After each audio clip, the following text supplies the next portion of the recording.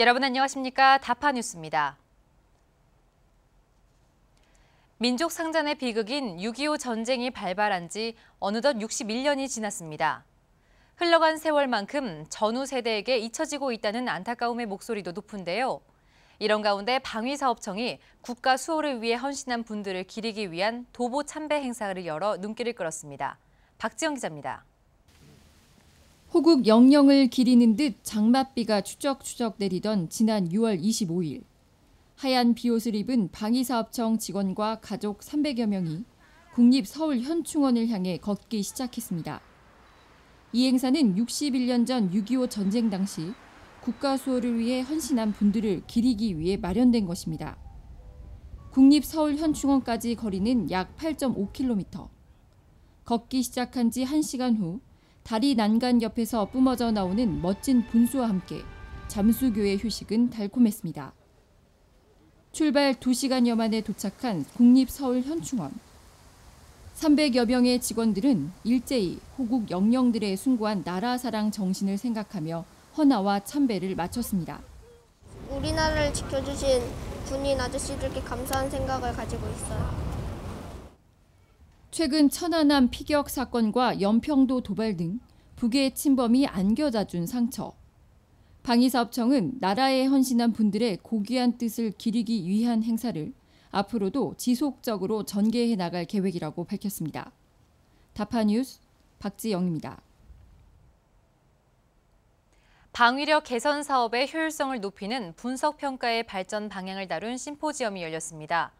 이날 6명의 전문가들이 참석해 다양한 사례의 연구 주제를 발표했습니다. 박지영 기자입니다. 지난달 23일 전쟁기념관에서 방위사업청이 주최한 국방분석평가 심포지엄이 열렸습니다.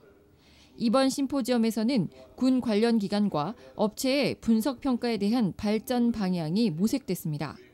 특히 지난해부터는 분석평가 업무의 효율성을 높이기 위해 기관별 분석평가 관련 심포지엄과 세미나를 통합해 개최하고 있습니다.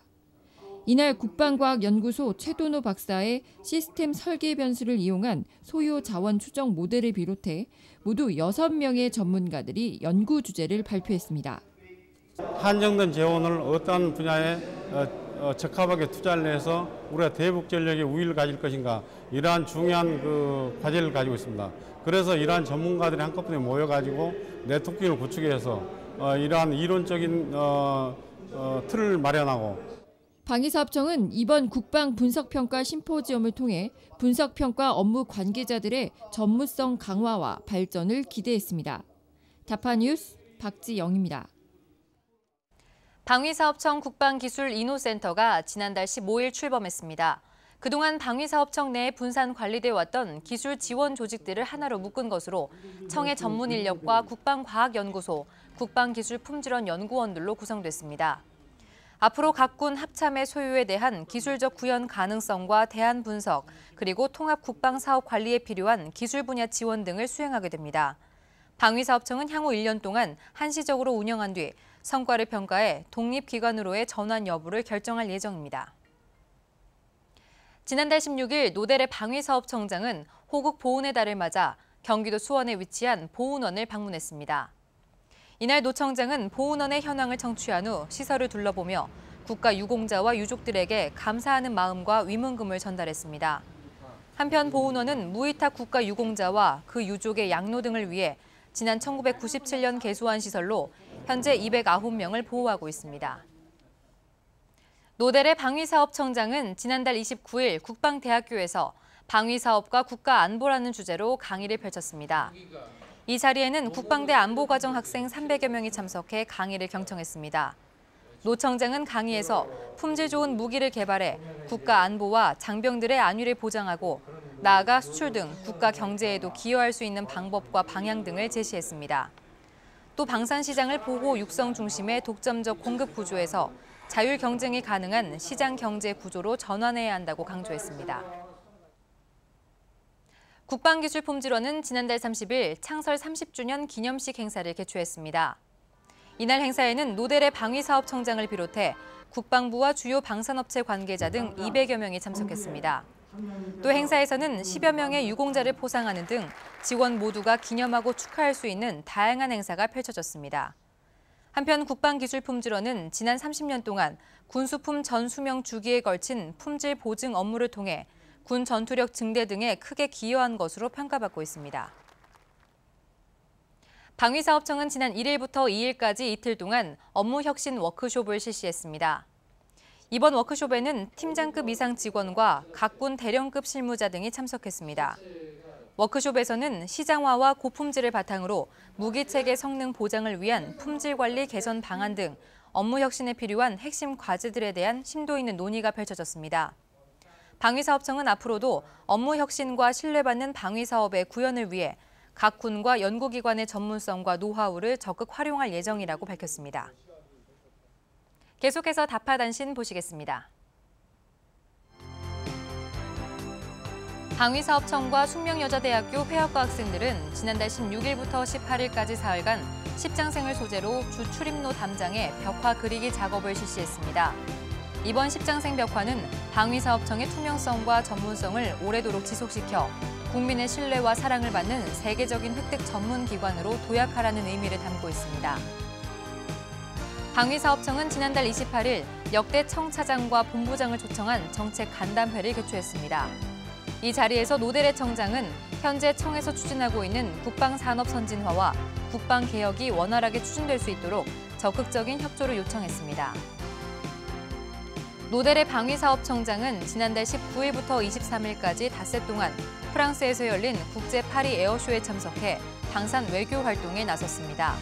또 이 기간 동안 프랑스 정부 인사와 면담을 통해 양국 간 공동 연구 개발과 공동 수출 등을 논의했습니다. 한국군의 포병 전력 극대화를 위해 지난 2009년부터 개발 중인 국산 차기 다련장의 이름이 천무로 결정됐습니다. 방위사업청은 지난달 20일 차기 다련장 새 이름 지어주기 국민 공모 당선작으로 천무가 선정됐다고 밝혔습니다.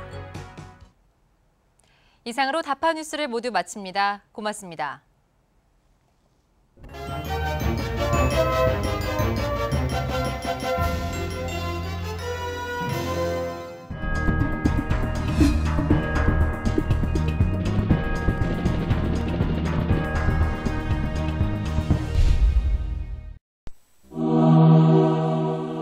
왕을 가둔 나졸.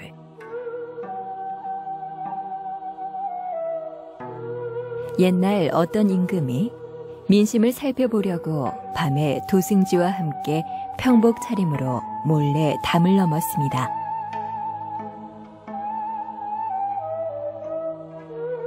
마침 순찰 중인 한 나졸이 담을 넘는 두 사람을 발견하고 수상한 놈들이라며 평복 차림의 임금을 붙잡았습니다.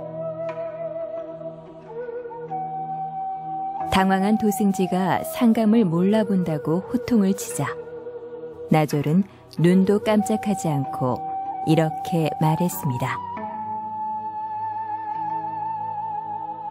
이런 천하의 나쁜 놈들 봤나? 어디 우리 임금님이 국법을 어기고 한밤중에 담을 넘는단 말이냐? 이놈들이 담을 넘고도 모자라 상감까지 욕되게 하였으니 내 너희를 용서치 않으리라. 나졸은 두 사람을 포박하여 감히 상감을 참칭하는 천하의 나쁜 놈들이라며 옥에 가두었습니다. 다음 날 아침 왕과 도승지가 보이지 않자 궁궐 전체가 발칵 뒤집혔습니다. 신하들은 대궐과 온 장안을 샅샅이 뒤져보았지만 왕을 찾을 수 없었습니다. 그런데 수소문을 해보니 지난밤에 나졸들이 왕과 도승지를 사칭한 자들을 옥에 가두었다는 것이었습니다. 깜짝 놀란 대신들이 옥으로 달려가 왕과 도승지를 발견하고 그 앞에 엎드려 안절부절하며 임금을 욕보인 나졸에게 중재를 물어야 한다고 주장하였습니다. 그러나 임금은 나졸을 벌하자는 대신들을 도리어 꾸짖고 그의 책임감을 크게 칭찬하며 이렇게 말했습니다. 이 나졸은 아무 잘못이 없어. 밤에 담을 넘는 자를 옥에 가두는 것이 이 사람의 임무야. 더욱이 수상한 자들의 말에 현혹되지 않고 원칙대로 처리하였으니 이 사람이야말로 나라의 법을 엄정히 집행하는 충직한 신하가 아니 그렇소. 대신들도 이 나졸처럼 자기 위치에서 맡은 역할을 원칙대로 충실히 수행해 주기를 짐은 바라오. 왕은 나졸을 궁궐을 지키는 수문장으로 임명하고 그에게 큰 상을 내렸다고 합니다. 왕을 가둔 나졸, 상하를 막론하고 원리와 원칙을 어기는 비윤리적인 행위는 결코 용납하지 않겠다는 바로 여러분의 모습이기를 바랍니다.